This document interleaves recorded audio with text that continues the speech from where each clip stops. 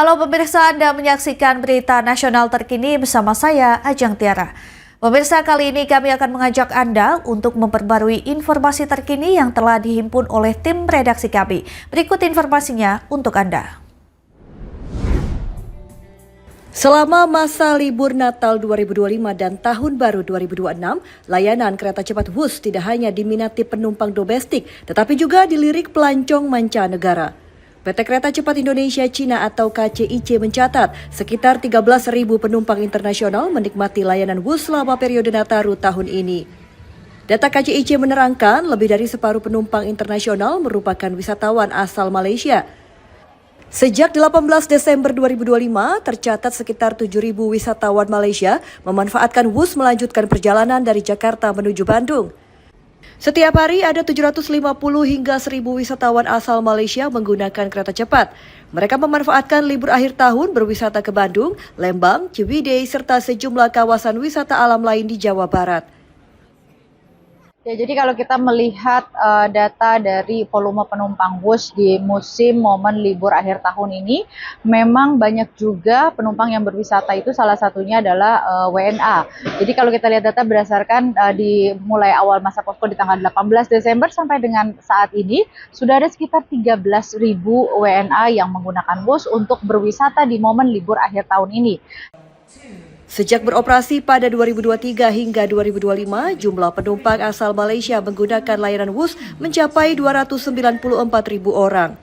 Total penumpang internasional selama periode yang sama mencapai sekitar 394.000 orang. Lonjakan penumpang terjadi secara keseluruhan selama masa angkutan libur akhir tahun. Secara kumulatif, total tiket Wus terjual mencapai 310.000 tiket selama Nataru. Rata-rata volume penumpang harian kisaran 22 hingga 24.000 penumpang atau meningkat 20 hingga 30% dibandingkan hari biasa.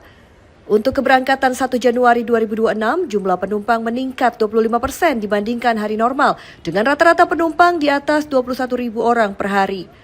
Tingkat okupansi keberangkatan dari stasiun Halim pada jam siang hingga sore tercatat di atas 70% dan terus meningkat hingga malam hari. Mahendra Dewanata, Berita Nasional TV.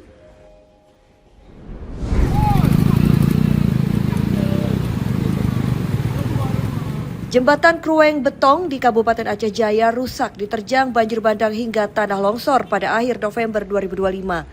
Akibatnya akses masyarakat terputus.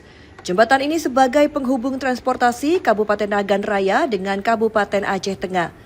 Pemerintah melalui Kementerian Pekerjaan Umum atau PU bersama TNI, Polri, pemerintah daerah dan masyarakat terus melakukan penanganan darurat infrastruktur pasca bencana. Sebagai langkah cepat pemulihan, Kementerian PU membangun jembatan sementara agar akses transportasi dan distribusi logistik masyarakat tidak terputus. Jembatan sementara dibangun menunggu jembatan utama rusak diperbaiki. Jembatan darurat bisa dilalui kendaraan roda 2. Ini menjadi jalur penting bagi aktivitas warga, layanan ekonomi, serta pergerakan bantuan pasca bencana. Melalui jembatan ini, banyak masyarakat dari Aceh Tengah kembali berniaga ke Nagan Raya hingga Melaboh, Aceh Barat. Masyarakat dari wilayah Tengah Aceh juga mulai membeli bahan makanan ke Nagan Raya dan Aceh Barat usai jembatan bisa dilalui. Alhamdulillah kita telah selesai melaksanakan dan operate jembatan Betong nanti.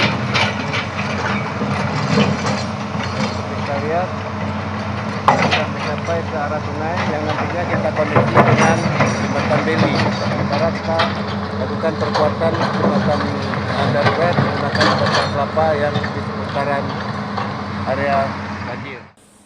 Kementerian Pekerjaan Umum menegaskan komitmen terus mempercepat pemulihan infrastruktur terdampak bencana guna menjamin keselamatan serta kelancaran aktivitas masyarakat di wilayah terdampak. Tim Liputan, Berita Nasional TV.